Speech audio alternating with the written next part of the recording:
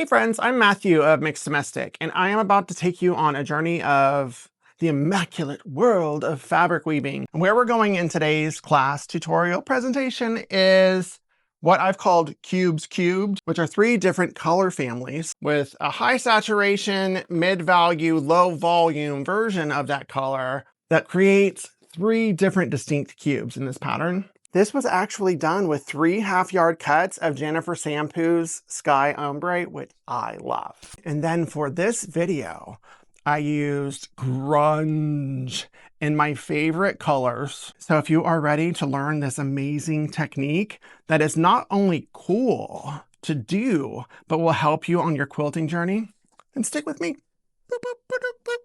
Now these are the supplies that you need for any weave.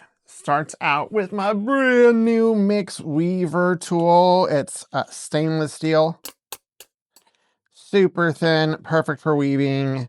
I designed it and it's out now. This is the one that we'll use, the 1-inch one. I also like that purple thing, especially for the 3rd layer. It helps me maneuver the strips without getting too much oil or messing it up. This Sharpie is optional if you want to draw the grid. I'm not going to draw the grid for mine because I'm going to show you another way. But if you wanted to draw a grid, then you would start out with the 16 by 16 or 18 by 18 inch square, whichever one you want to do. I'm doing 18 by 18 inch. And then you would draw lines every 2 inches, then draw 30-degree lines going one way, and then 30-degree lines going another way. But when I get to that part in the weave, you'll understand why it's not a mandatory step. I love these magic pins. They're ergonomic, super strong. These are the long arm version, and they are heat resistant, so you can iron on them. I use this frog tape or painter's tape at the very end to secure the weave to make sure it doesn't fall off. I have a 20-inch by 20-inch piece of fusible interfacing. This is a medium weight woven, which means it's flexible. You can see the actual weave in it. And then for the cubes cubed weave, which we are doing, then you will need 3 sets of colors that go together. This is one set, another set, and a 3rd set. And for each of these colors, you will need an 8-inch by width of fabric strip. If you got fat quarters, that'll totally work. And then you also need a foam board. This is a 20-inch by 30-inch styrofoam. I think it's like, I don't know, a 1/4 inch thick. And then I'm opening up my interfacing. If interfacing is new to you, there are 2 sides of it. One is smooth, the other is textured. So you want the textured side to go up because that is the side that will affix 2 things. And then I'm going to use these pins to pin all 4 corners. And then there is a specific way that I like to pin. It's not a high maintenance situation. It just really keeps things in place. So once it's taut, then I go in perpendicular. I barely perforate that top edge. And then I'm going to bring it as horizontal as possible and then push it in. That keeps it from going through the back of the foam board. And then it keeps it on in place. So when you pull on it, nothing's going to give. Then these are the 3 sets, but you don't need all of the strips for each layer. This is a triaxial weave, which means that you weave from 3 different directions.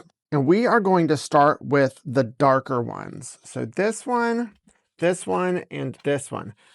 As you can tell from what I had selected, there are high volume, so super duper saturated or darker, a mid value, and then a low volume or low value one. This will really make the blocks stand out. But for the 1st layer, you just need the darker one. And I have 3 width of fabric strips of each of these, which will give me 6 strips of each of these colors. So if you drew the grid, we're going to start in the center. I just put a point with my Sharpie, and I'm going to get started. I like to start in the center just for symmetry. And then as you add them, it's not important for it to land on the lines. It's important for them to butt up against each other. So if you have the geometry correct, you're good. You don't want any space. And then as you are pulling the strips, you want it to be just slightly more taut than its natural state, so it doesn't wiggle whenever you're weaving. You don't want it too loose because then it will definitely be on the wiggle side. I'm just going to do this pattern all the way across. Now this layer, which is the 1st layer, only requires 3 width of fabric strips per color. The others will require a little bit more than 3, which is why we have 4. Bonita. Layer 1 is done. And now I have 4 strips of each of the medium value strips with the fabric. I'll keep them with the fabric and just cut as I go. I'm going to zoom in closer once I get to this area, but I'm going to do the first strip in order to set the diagonal. And since I'm using similar colors, to get started, you're going to want the color that is the third strip. So whatever the complement to this one is what we're using. Then grab the larger mixed weaver. This is how you thread it. It goes into that second hole. So, boop. Then it's going to go back into that first one. That'll keep it from coming loosey-goosey and coming out halfway through. And so the pattern is going to be over 1, under 2, over 1, under 2, over 1, under 2. So I am going to go over 1, under these 2, over 1, under 2, and do that all the way across. And now I'm going to use a ruler. Let's see if we can see it. I'm going to use the 30-degree angle. Some rulers come with only a combined 30 to 60-degree angle. So just make sure that the angle is narrow and not super tall. It's a bunny slope, not Mount Everest. There's my 30-degree angle. That would go on the horizontal, or you actually can use the 60-degree angle and line it on the vertical. But stick to the horizontal for now. I'm just gonna line it up like so.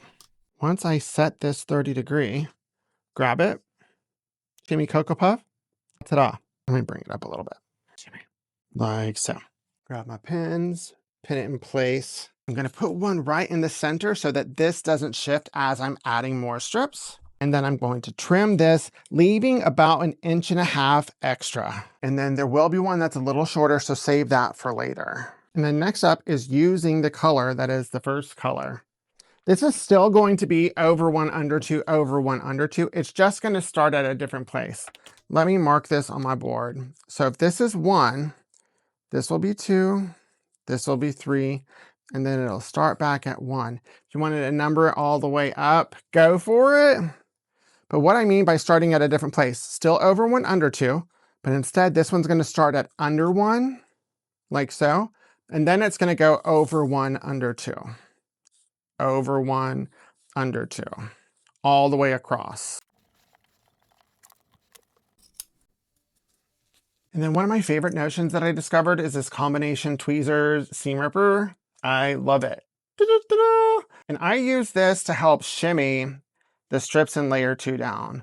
So I'm not trying to like cause a seam by poking a hole, but just using the sharp edge to like straighten everything out and get it close. This is the equivalent of having like really, really, really sharp seams. And then I can use the tweezers to like get the little threads when they pop out. Boop. And now the third color, which is equivalent to the second strip. So once again, it's still going to be over 1, under 2, over 1, under 2, just starting in a different place in that pattern. So this one is going to start at under 2, and then over 1, under 2, over 1, under 2, over 1, under 2.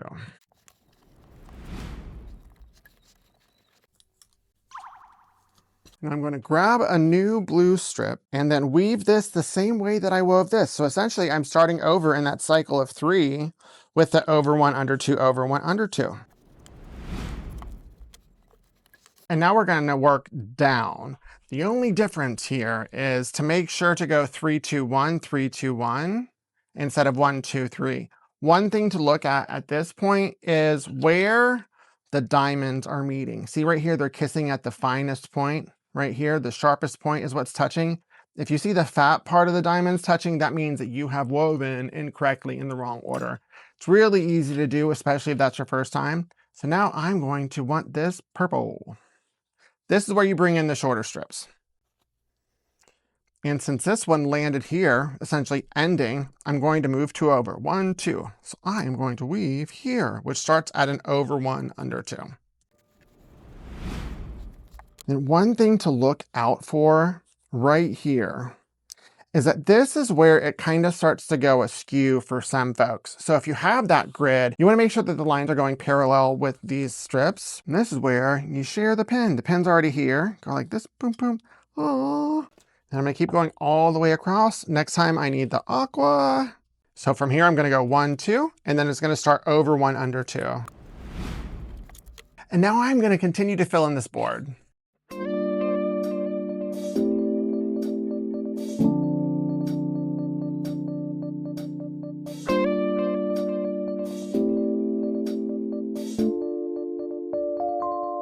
So what you're gonna look for are these backward Z shapes right here. So light purple, this deep, deep burgundy, and then this mid blue, right? So you can see there. Here's another one right here.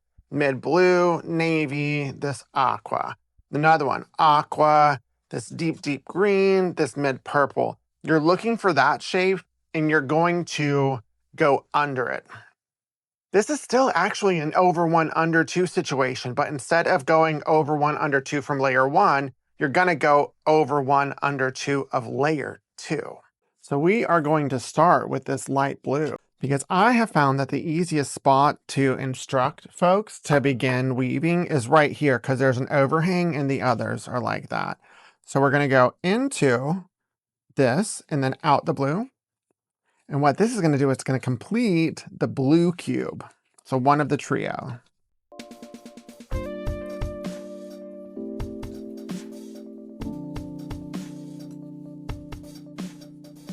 Like so.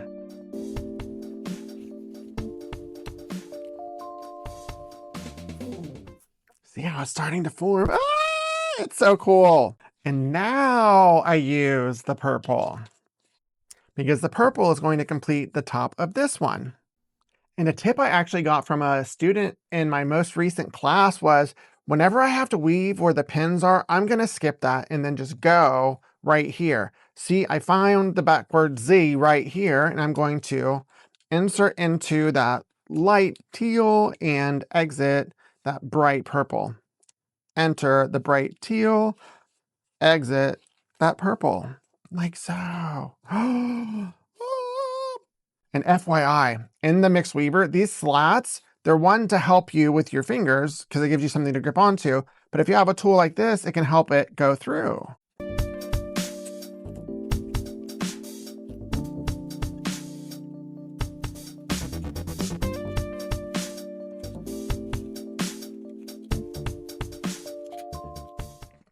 And now I'm just going to take this and weave it backwards.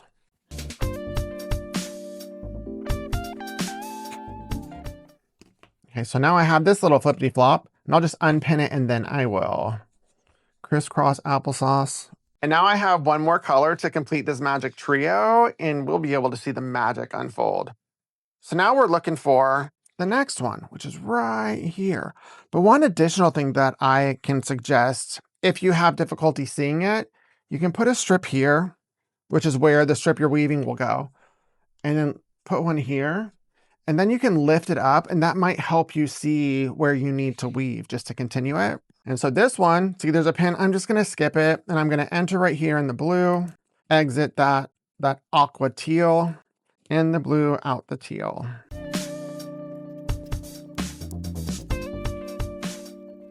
Then I'll just weave it on the other end and go the other way, lifting up the pin first. Bloop.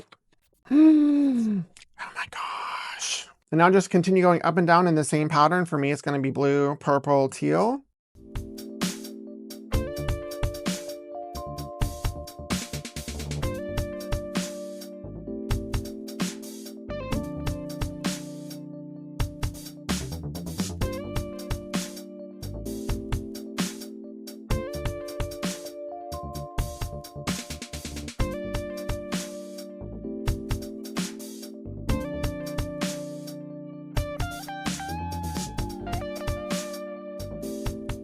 Now that we have completed the weave, the next thing is to prepare it to be removed, which starts with an iron. I have this on like a medium heat. Let me turn a little bit of steam on to where I'm just gonna press it now. And see these pins? Oh, I can iron over them, no problem. I'm pressing it just long enough to where it's going to slightly affix to the interfacing. And then once this is nice and affixed, then I will use the tape to create a border. And once I make sure that the tape is nice and neatly affixed, then I will begin removing the pins one at a time. And then once this is all done, I will take this over to my ironing board, flip it over gently, and then iron it high heat, high steam to make sure the interfacing super duper affixes. And now I'm using the tape to stitch around the perimeter, which will secure the weave onto the interfacing, and you can use it for whatever you want. So there we are, fabric weaving, cubes cubed. You have all of the tools, tips, and information that you need to get started on your fabric weaving journey. So I hope you love this. See you on the interweb.